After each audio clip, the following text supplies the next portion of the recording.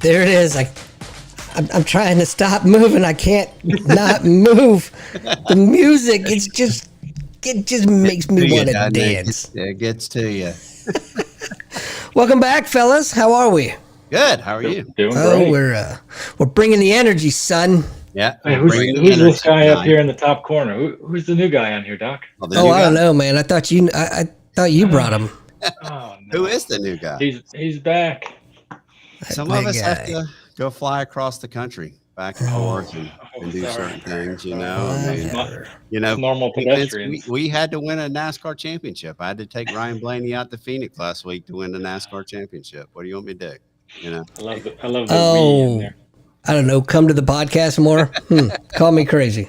That's right. But that's why I have great people like Jeff. We held it down. Jeff, I can't say Eugene because Eugene's technically the special guest that we'll introduce here momentarily and all that. And so, a little different there. So, all right. Hey, Eugene Brown, that's the special guest tonight. And so I know everybody's used to seeing Eugene. He's, one of the main people of Convene Communities. But tonight we're going to highlight Eugene and we're going to highlight his community and all the great things that he does in his specific community. We'll get into maybe a little bit about, the stuff you do for Convene as well. But really let's get in on the community. So Eugene Brown, how are you tonight? I'm better than I should be. How are you guys? Right. We're doing good. Doing good. You and I have a pretty special relationship, and I always love to talk about the story of how we met. And so let's talk about the story of how you and I met, and then we'll kind of get into, who Eugene Brown is, where you came from, who you are, and all the great things that you've done in life. So how did we meet, Eugene? Well, I was driving for Uber. It was during the pandemic and just before the pandemic, actually. And I had one of your best friends in the car, and he said, hey, I like the sound of this guy for the most part, and you need to meet him. And eventually we spoke on the telephone. Yeah, that's right. So my friend was Robert Downs. And so we met. He's from Birmingham, and he was coming through Charlotte. And yeah, man. So that was a number of years ago, and we have not stopped since, right? That's very true. Very true. I talk to you almost more than I talk to my wife. That's right. We always do say that, which don't let them hear that, but it's the facts, sometimes we got to stick together, us guys. Right. So that's pretty cool. That's how we met. And, we've been off and running, building this thing called Convene Communities, since then. But, you were an Uber driver. And so your story that we're going to get into is from Uber to Millionaire, but we'll get to that here in just a minute. But you've been a big part of Convene, which is really important. You're part of the core team of Convene, as Jeff is, and me and you. And we'll start to count Doc in on that too, because he's so special to us, which is great. But tell us more about who is Eugene Brown. Where do you come from? What makes you who you are? Yeah, I always start with I'm a product of my father, Eugene Merle Brown Sr., who was a 30-year military man. My mother and I spent most of our days, including obviously my brothers and sisters, in the great state of Pennsylvania. My mother and father divorced. They had a number of issues for quite some time, and we found ourselves moving back to my hometown, and it was not a bad move. We just pivoted from lower middle class to living in the projects, trying to make things work on food stamps. Mother struggled with dementia, and she had diabetes. She had a whole host of problems. But the good news is we were always happy. We played sports. We had friends. You knew you probably didn't have too much, but we made do with what we had. So, yeah. So from where? Altoona, Pennsylvania. Altoona, Pennsylvania, about an hour from State College. After I got out of high school, I joined the military for the GI Bill. And while I was in service, I was awarded an active duty ROTC 3-year scholarship. So got out of the military, went to Penn State, and then eventually transferred to the University of Tampa. And then once I graduated from college, I went straight to Germany for the beginning of the Gulf War. And I was a postal officer overseas, had a number of postal units, and ran a large distribution center with a lot of civilians, a lot of military, and a number of local nationals, which would be your German employees. And so it was a lot of responsibility for a young lieutenant, because most second lieutenants coming into the military, they may only have a platoon, where I had usually about 80 people under my supervision. So learned a lot, because you had a number of retired military folks who had been in the military longer than I had been alive. And so dealing with that dynamic, being um, certainly a leader, but also very mindful and very respectful of who you're talking to as a young man. So made for a good time, a lot of travel, a lot of learning, a lot of growth, and eventually got out and made my way to Charlotte, North Carolina. So Very cool. I was actually thinking about you guys today. Eugene, you mentioned joining the military, and you two know, Matt and Eugene, the Veterans Day program that we do at my school. So that was today, and had a couple Navy guys, had a couple Air Force guys, a couple Marine guys, Army guys. So I was actually thinking about you guys, and it was interesting to hear between the younger and the older vets how some went right out of excuse me, how some went right out of high school, some went out of college, some there's a couple there that were married for a couple of years out of high school and then decided to join. And you said, Eugene, you went through the ROTC. That's right? yeah, initially Yeah, was enlisted and right. was joining for the GI Bill, but then of course got the scholarship in Yeah, and school. they all had different stories about why they joined and what they did while they were in the military. So it's really quite interesting. Like I said, I was just thinking about you guys and in your guys' service today. So happy early Veterans Day. For Yeah, sure. yeah. So when I was in service, I was part of the field artillery, and I was in the FDC, the Fire Direction Center, and we told the guns where to shoot, if you will, by plotting things on this computer.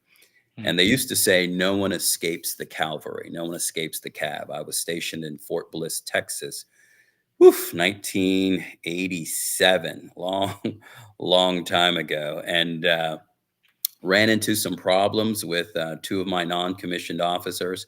I was enlisted at the time, would never get promoted, even though I would max out on all the exams. Everything I was required to do, I usually got 100%. And so one day I had this little knot in my ear, and I had to go get it taken out. And I think it was lieutenant colonel or major took it out, with a little minor operation. And when I got back to the motor pool, the sergeant said to me, he was in an APC and it was running, so it was hard to hear. He said, Brown, take that thing off your ear, because I had a Band-Aid on my ear and they didn't want that in the motor pool. And I had had enough of it. And I said, who the blank do you think you're talking to? And he took his headphone off and turned the vehicle off. He said, what did you say?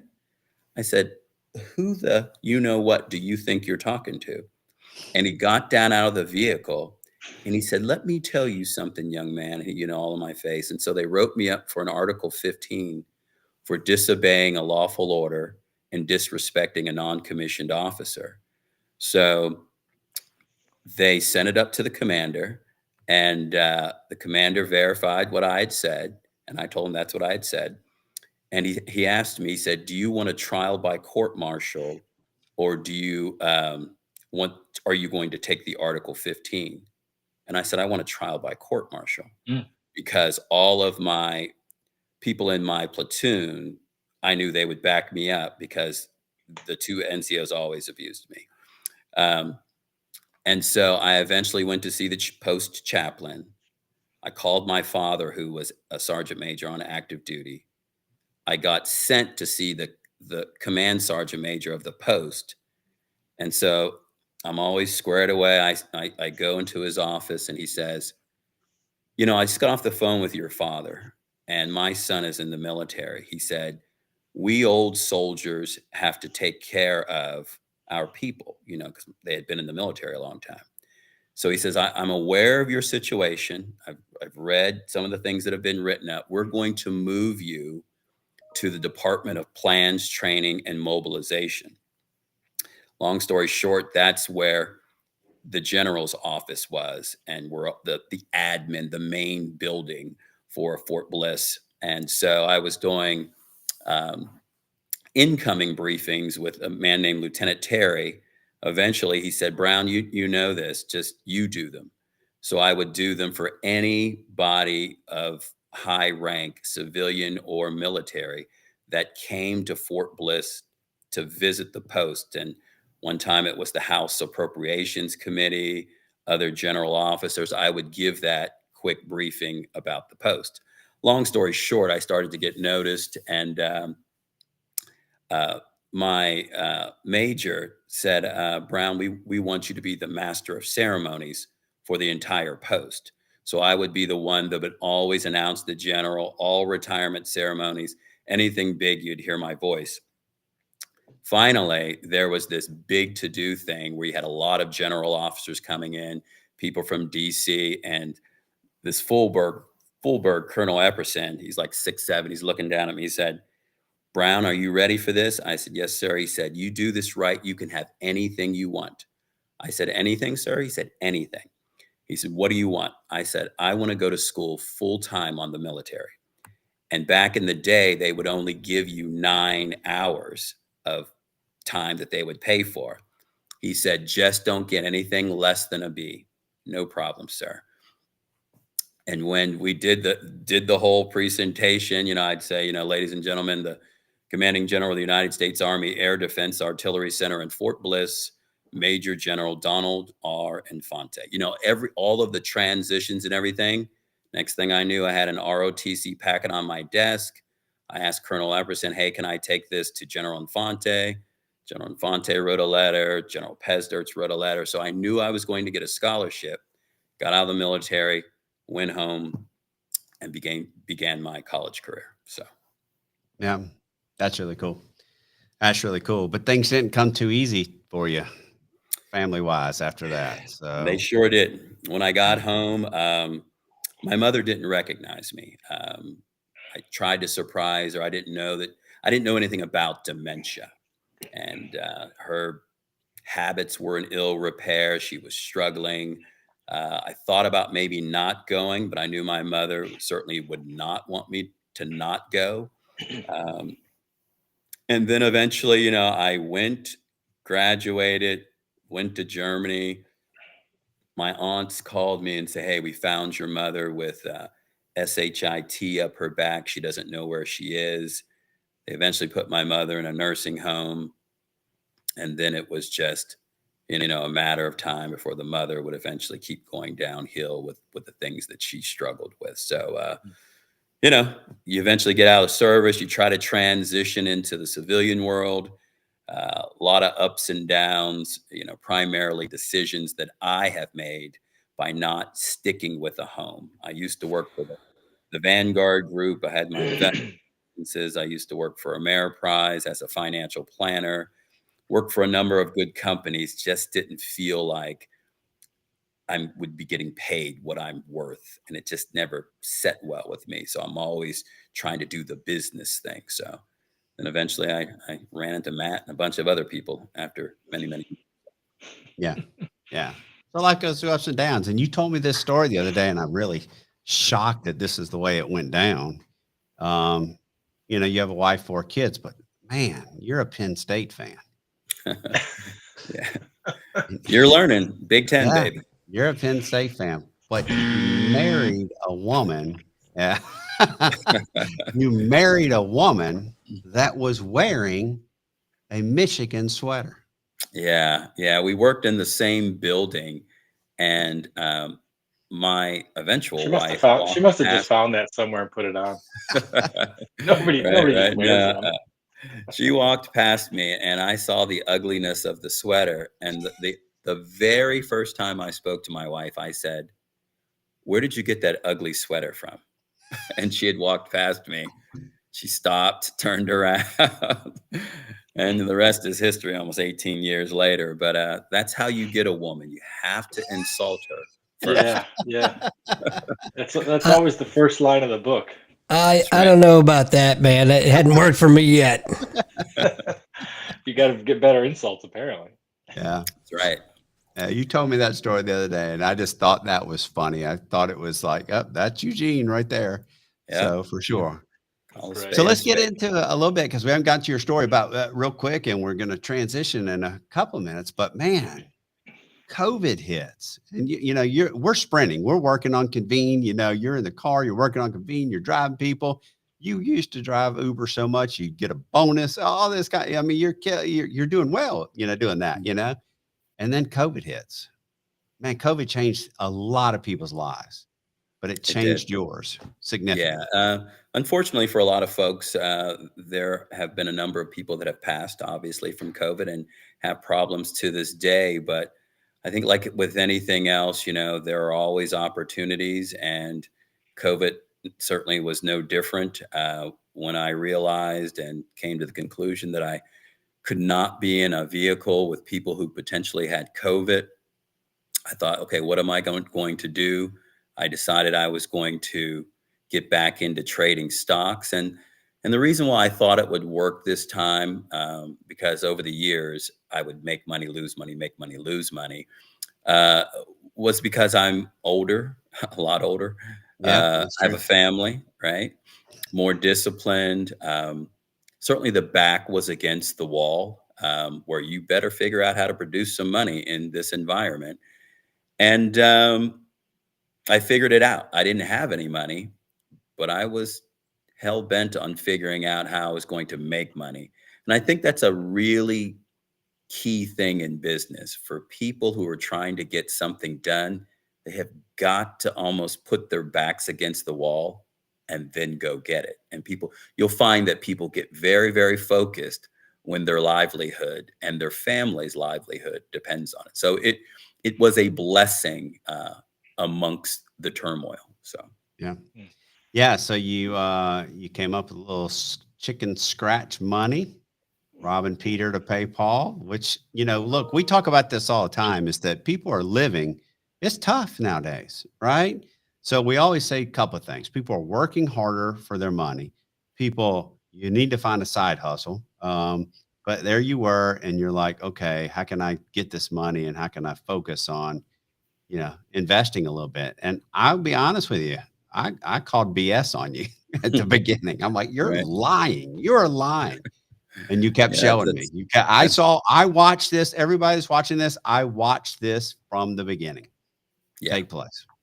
Yeah, I took $487 and made some money on a stock that I thought would go up, and then put the money back and repeated the process, and then eventually took up to about $5,000 and started growing the balance. And when the balance was 19,000, my wife and I think we were out for like an anniversary dinner. It was somewhere right around that time, her birthday. And I remember she said, "Let's take the money and pay off some bills." And I was like, no, we're not going to do that because I know what I am doing. And then, we were in the 30s. And then I remember we were sitting on the bed together and it Now, was hold like on. You showed me at in the, 37. yeah. Yep. Yep. And The first then one. we were at pushing 100. And I remember it went over 100,000. I had never had $100,000 like sitting in my account before. I certainly knew how to pretend like money grew on trees, 10 years prior, because I burned through about $80,000 losing money in the stock market. But having the money, it it was neat, I guess, where it puts a smile on your face. But when you thought you would eventually have the money, it wasn't surprising. if you know what I mean. Because a long time ago, when I was, I'm moving back, when I was 11, I was the only child in my class that did not go on the Washington, D.C. trip because we didn't have the money. And I said, one day, money's not going to prevent me from doing what I want to do. And so this thorn in the side, this thing that is always, it's been this money driven sort of thing to achieve some sort of level of success. But you have this plan in your head, like a storyboard, that you're eventually going to be wealthy. It's just a matter of time. How long is it going to take you to figure it out? And so having the $100,000, I thought it was kind of neat, but it wasn't the end to all end. And then I just kept going, you know, it was 300 and something. I think I was going to get pizza, and I was talking to Matt on the phone, and I don't think he was believing me. So I said, hey, let's FaceTime or whatever it was so he could see the money in my account. And I think was it 300 and something? $387,000 in your account. And I was like, what? Because I had seen it, you know, like almost 37. And it was like, yeah, there's a lot of more money than that. Yeah. And then it sort of plateaued for a bit. And, you know, I kind of had to work through some stocks and get out of some things. And then I just kept right on going, and I pushed nearly $3 million within the year. And then the election happened. When Trump left office and Biden came in, and this is not a political thing, whew, some things were making a hard turn. Stock market changed. Yeah, it did. It really did. So I had to make some adjustments and make sure I secured the money that was needed to buy the house that I am in. And so it was certainly a blessing. And, you know, now I continue to move forward, but I have to move forward smarter, you know, with taxes and make my trading a business, which I will do this April. You have to file, and then you have to wait a year for the IRS to recognize it, the trading business, the following year. So a lot of things that I didn't do as well as I needed to, but you know, writing a check for $865,000 was pretty neat. And you know, it's not to brag. I'm just thankful. Yeah, I'm in a house that's 1.5 million. You did it. I mean, you did it. You brag. Please brag. I think it's amazing. The story's awesome. It's worth a lot of money. You know, I could sell it now for $1.5 million and just walk away, because it's been 2 years. So I could walk away with all of the capital gains as well. So, but we're not going to do that. We're just going to keep the house. Yeah. Well, I want to go back, and maybe you're going to talk about this with your groups and through Convene and all, but you know, at the beginning of that story, you made the comment that you knew what you were doing, you were smarter, and you were older. I don't know much about the stock market, you know, other than my investment person that tells me how I'm doing in the stock market. What do you mean you knew what you were doing, or you felt like you knew better? What does that mean? Yeah, before, you know, I always say people have to understand their relationship with money. You know, what was it like when you grew up? What was it like when you were an adult? Did you spend money all the time? Were you a saver? Were you investor plan? How do you feel about money and wealth? Right. So Right. I used to treat money as if I would always have it. And I would be really aggressive, almost cavalier with the money, like somehow, again, like it grew on trees. And I would move far too often in the stock market. I could buy IBM at a particular price, and before it did what I thought it was going to do, I would chase the squirrel over here or get too impatient. So having the discipline, the patience, the right skill set, the right mindset as it relates to money and stocks, having the right strategy, having a plan, all having a sense of purpose at this age for what I was trying to get done, Mhm. all of those things were different from when I got out of the military for about probably 10 to 15 years of just wasting money. Had I had the maturity and the focus when I came out of the military, because I had a couple of dollars, I should have been wealthy when I was in my 20s. Mm. But I wasn't ready for it. So a person has to be ready to achieve some things. And Yeah. thankfully, I thank God I was ready at that time to to transform, as Brenda reminds me, transform the lives of my family members. And that is what people usually gravitate towards, the Yeah. transformation of going Yeah. from a small ranch house in ill repair to a custom home that I paid cash for. So Yeah. it's really just the age old story of experience. Yes. Experience, knowledge, Yeah. wisdom, right? Or as Hmm. Yeah. my dad likes to say when he beats me at golf, old age and treachery. Right. Yeah. Yeah. Right. Yeah. If you're not Well, cheating, you're not trying, by God. that's right. Michigan. That's Yeah. right. Well, let's transition and talking about how, now you took that life experience, and you have transitioned that into not only a business trading stocks, where you're doing that, on your own, but you've also changed it into a business where you can teach people how to succeed like you did. And so, here you were in Convene, you're a big part of building Convene, but we were just building Convene, the platform itself. And then it transitioned into this community called Stone Eye. So talk about that. Yeah, to help further prove the model that is Convene, which is, of course, we want to, help people communicate, connect, educate better, uh, in a space where, people have a similar interest. I thought it was important for me to start my own community and to help participate in proving the model. So, helping people learn how to trade stocks is certainly a worthy endeavor, because I know if they learn the skills, they'll change their life. If they just listen and don't go through the school of hard knocks like I did, then the transformation can happen very, very quickly.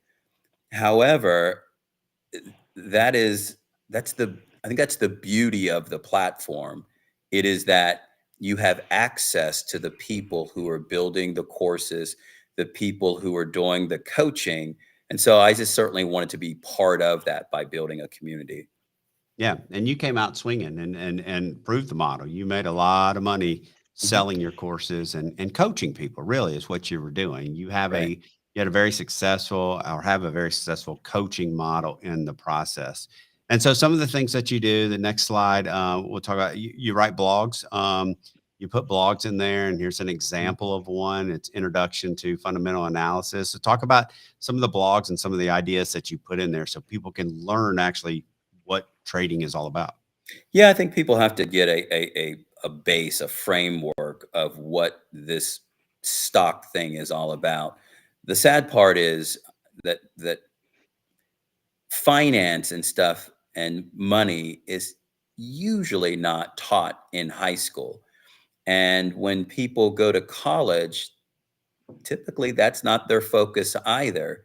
And then they find themselves, graduating from college or high school, and then they typically go to work, and then they're hit with, put your money in a 401k and don't worry, we'll take care of it for you.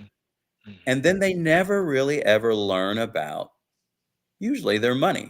So blogging and trying to share things that will help people at least understand stocks is important in a trading community.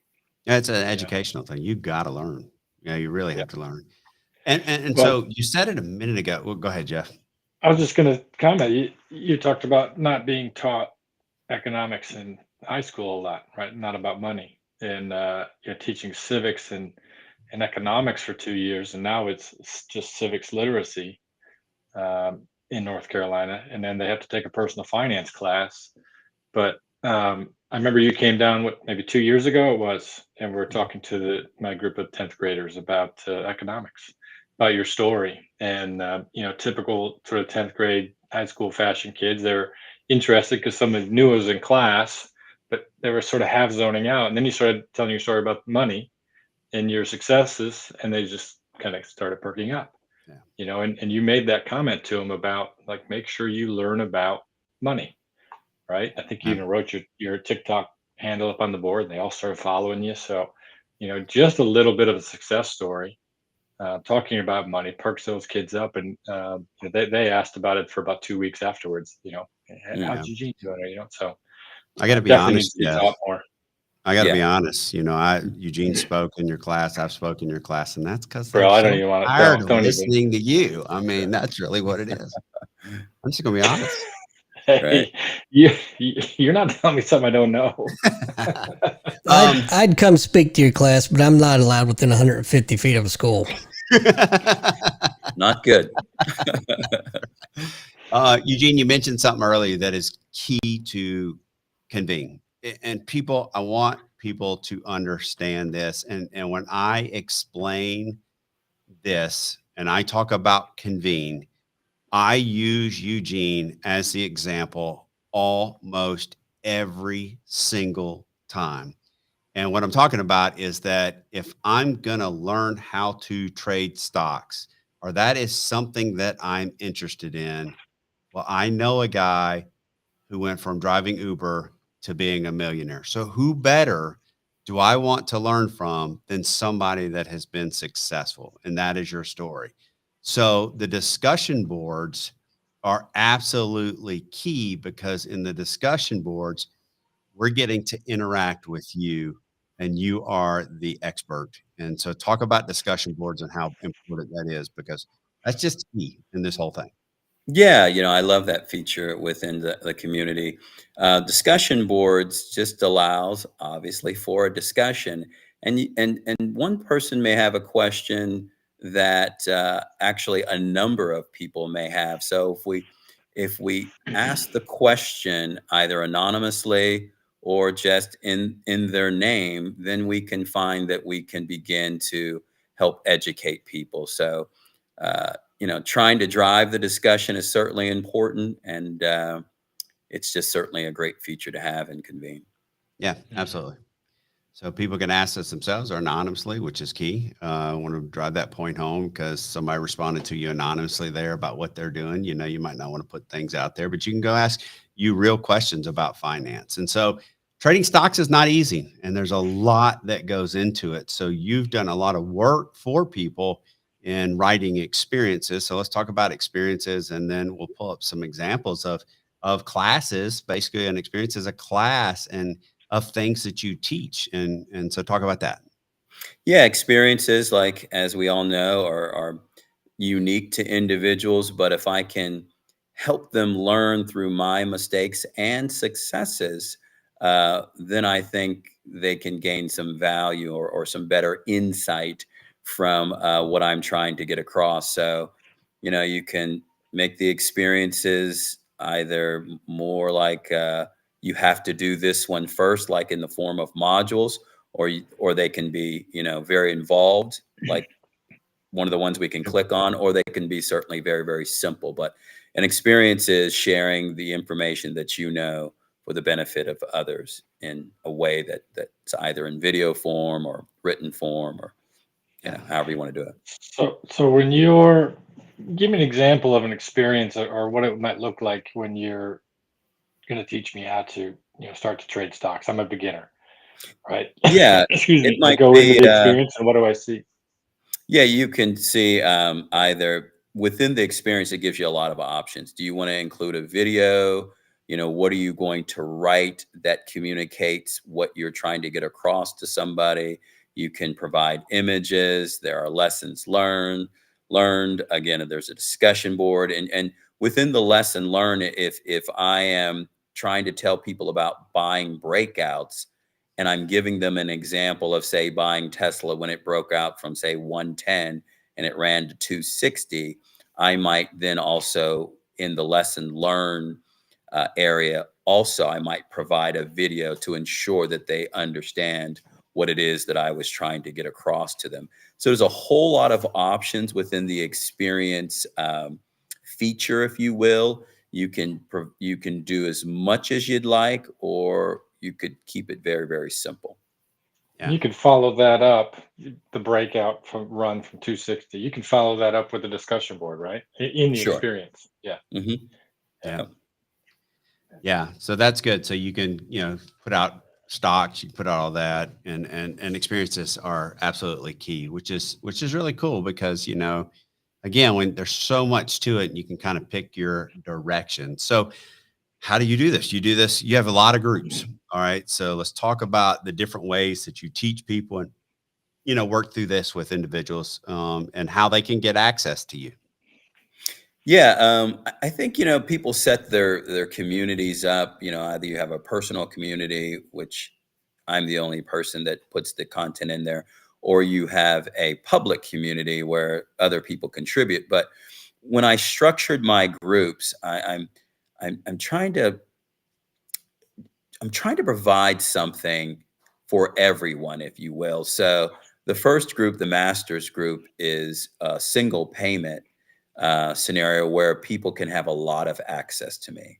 And then I have a couple of intermediate groups, the stock trading coaching and the trade central, both at different price points, but it's more geared towards somebody who has some experience that's a bit more serious about their trading.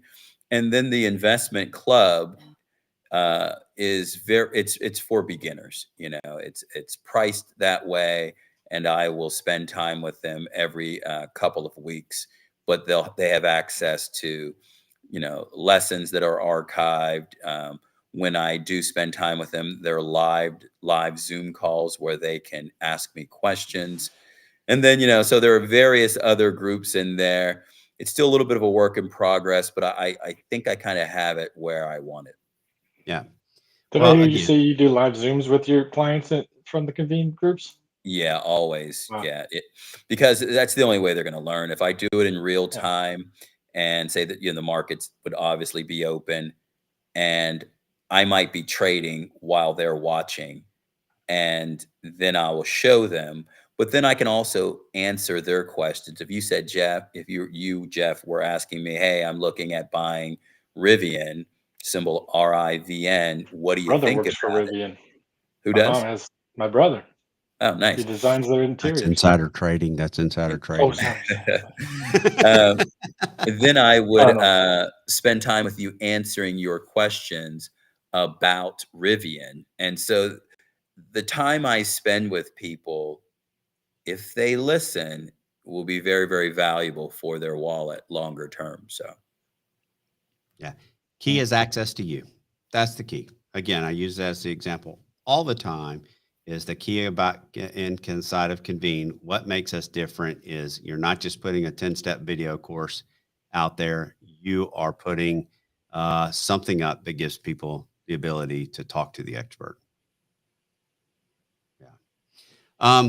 Yeah. So the last thing are two things. There's two more things that we want to talk about. And that is, you give the ability, like what we just talked about, you give the ability that I know a guy.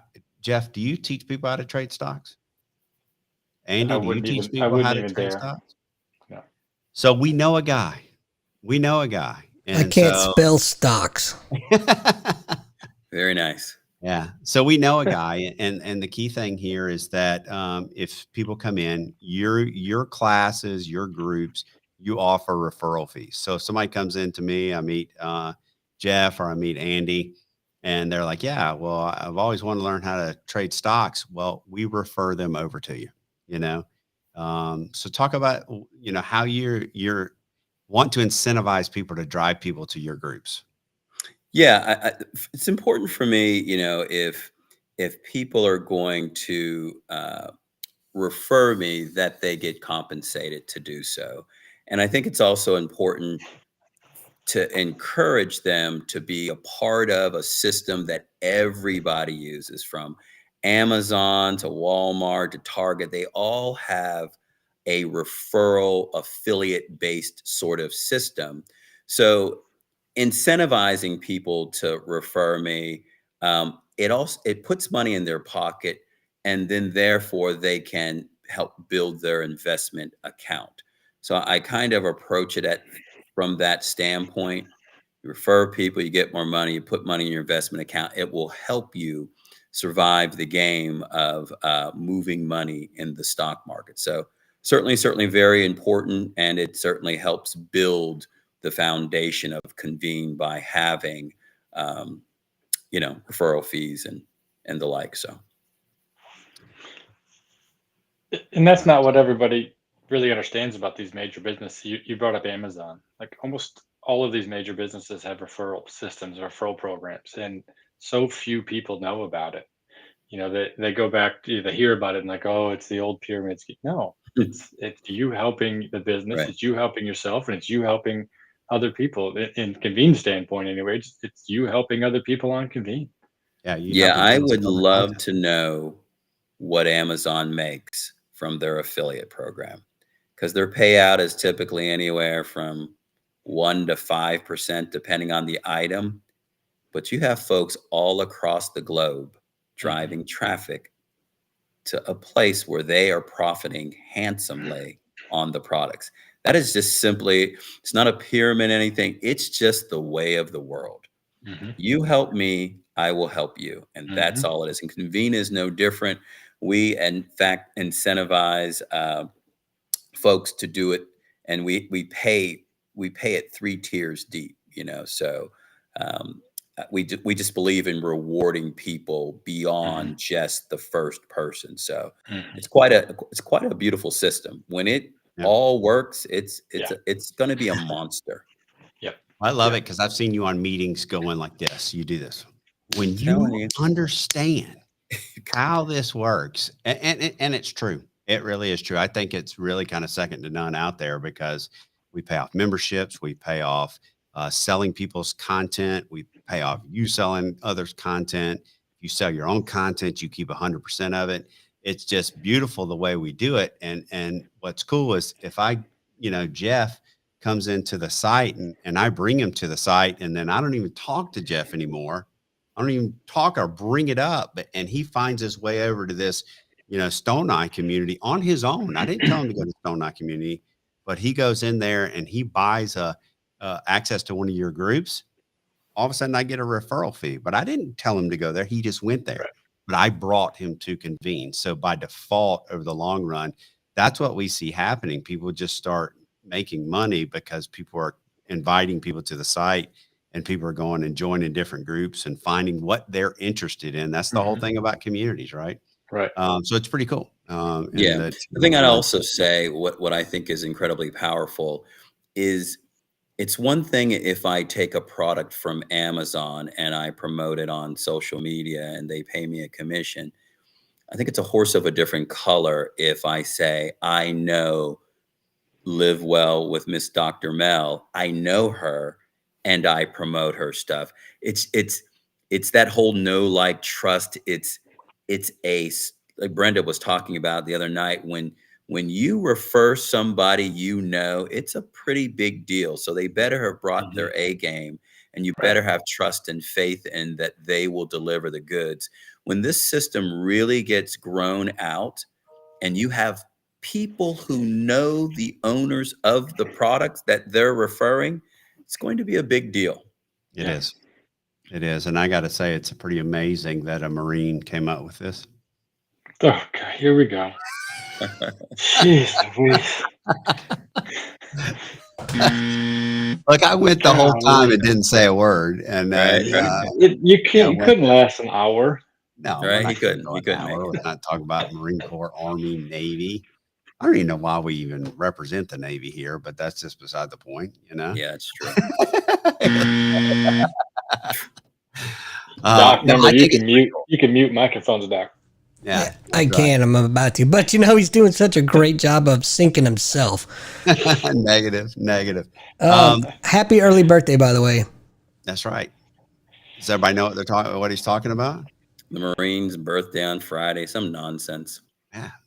I mean, November 10th, baby, we take over. That is Marine Corps Facebook Day. We take over Facebook, Got Tori over here going, Air Force in the house. Oh my Another gosh, loser what are service. we talking about? In a comment, Air Force. I don't know which is worse, Brenda, this or the Brenda. college banter. I'm not sure which is worse right now. Jeez. Air Force, never heard of her. My sister in arms over here, Brenda Warren, Semper Fi. Happy birthday. Yet. Marine Corps. Hey, speaking of Marine Corps and birthdays and stuff, talk to me about some modules.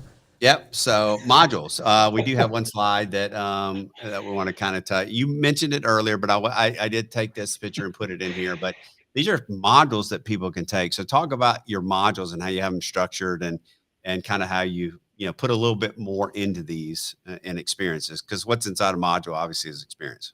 Yeah, so my thought is, and it's not complete yet, is that they're going to be kind of like a la carte. You go to a grocery store, you're checking out, you see the Snickers, and you do an impulse buy, or it's in this case, there's a lesson specifically that you need more help with, and I can drill down into that specific sort of need.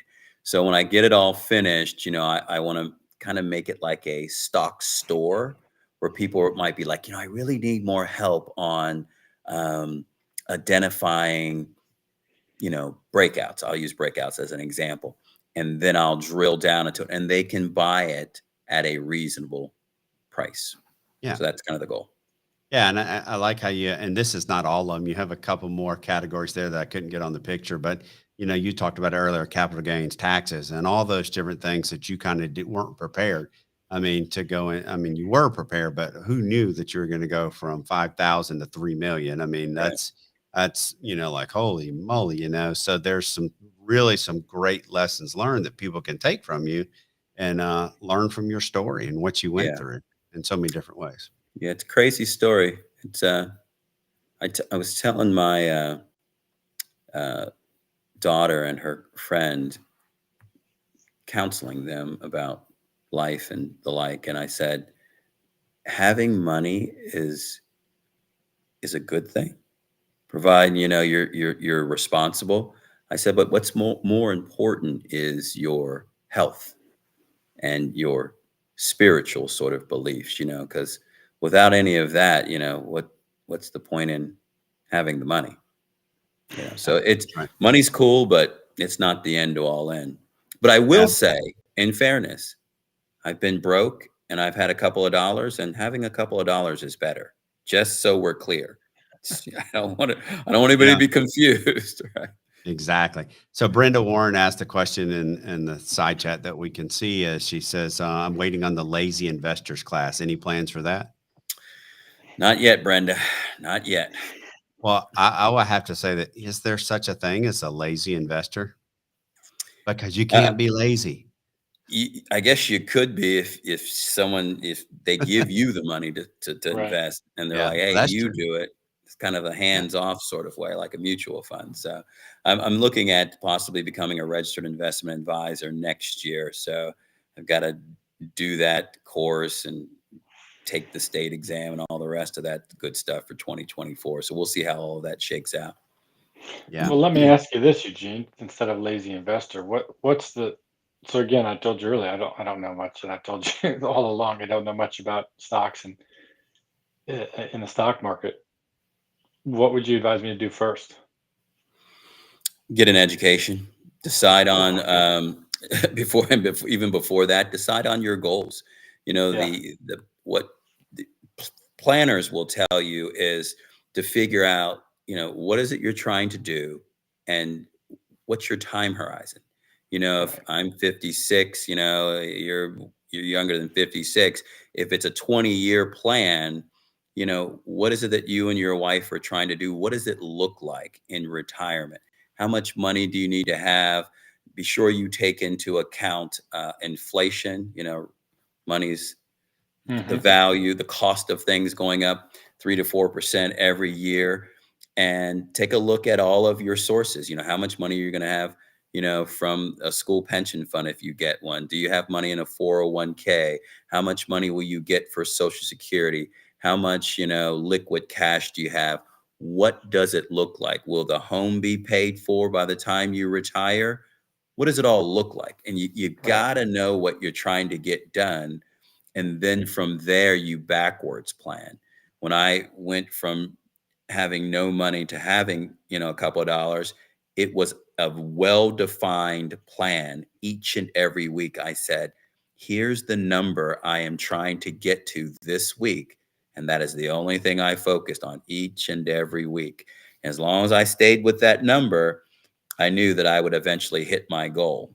And thankfully I surpassed it. So it's like everything else, SMART goals: specific, measurable, attainable, relevant, time bound. Look at what you're trying to get done, and then certainly, obviously, get a good education into what you're trying to do. And if it's not your thing, try to turn some of it over to someone who actually knows what they're doing that can help you to achieve those goals. That was my next question. Yeah.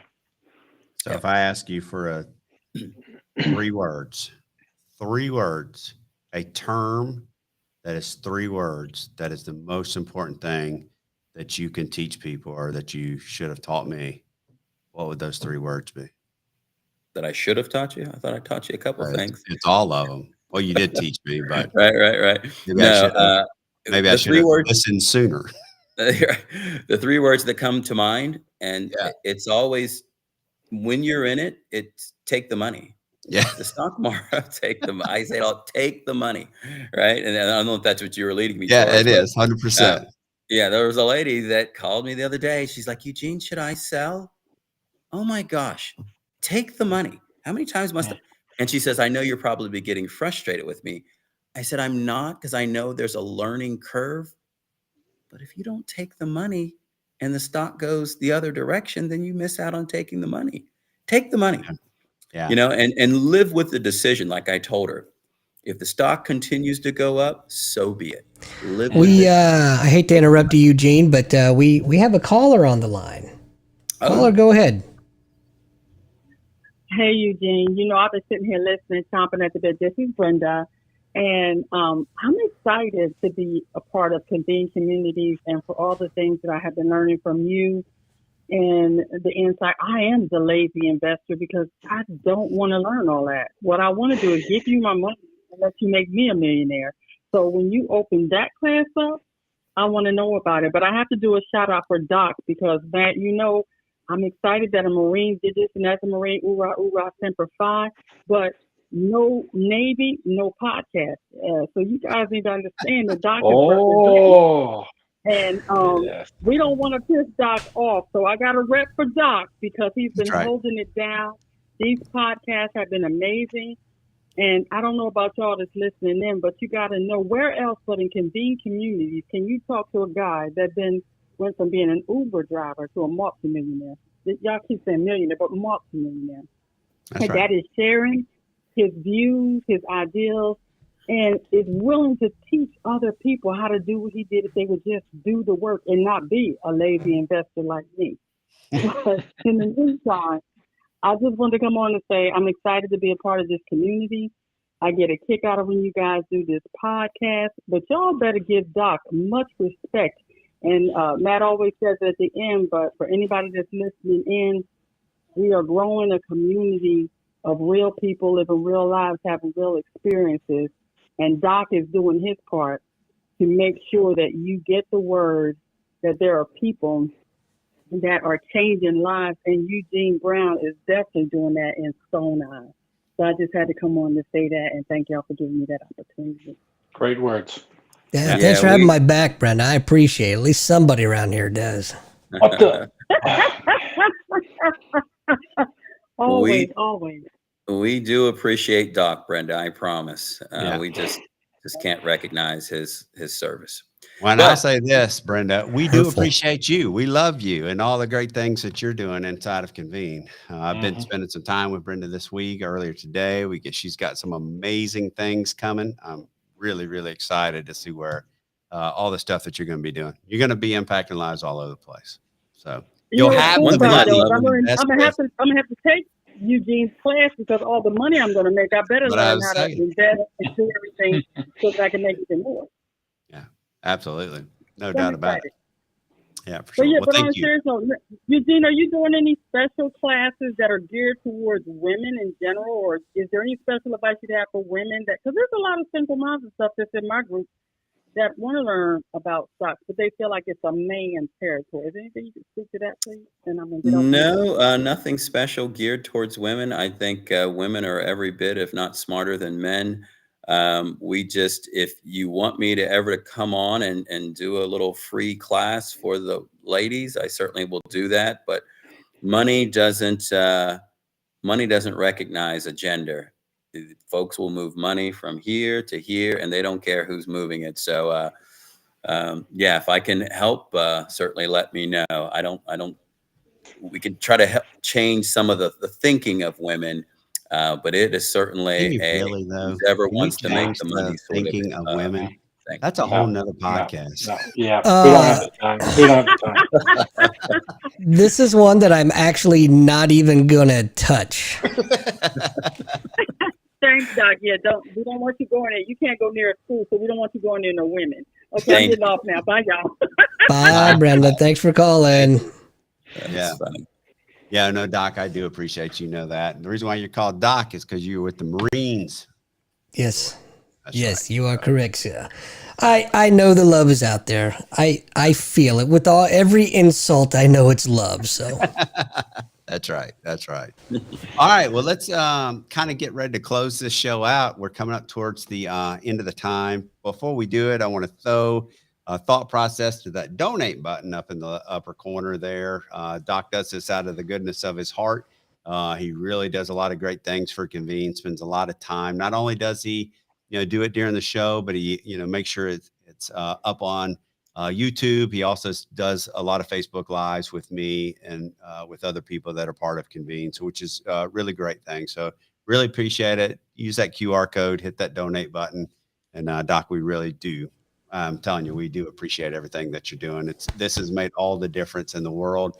The flow and everything wouldn't be as smooth if it was me up there trying to do it by myself. It just not work at all. And especially when you went down, when I wasn't here and Jeff was trying to run it, then that just gets even worse. Smoothest show we had, I think. Listen, for the record, I want to put it out there publicly. Jeff did a fantastic job last week. Oh wait, is it the left hand? Right, I don't know. It's the right hand. Yeah, don't make me break out the wig. No, Listen, if you're gonna salute your commander in chief, know which hand you're gonna use. Okay, really.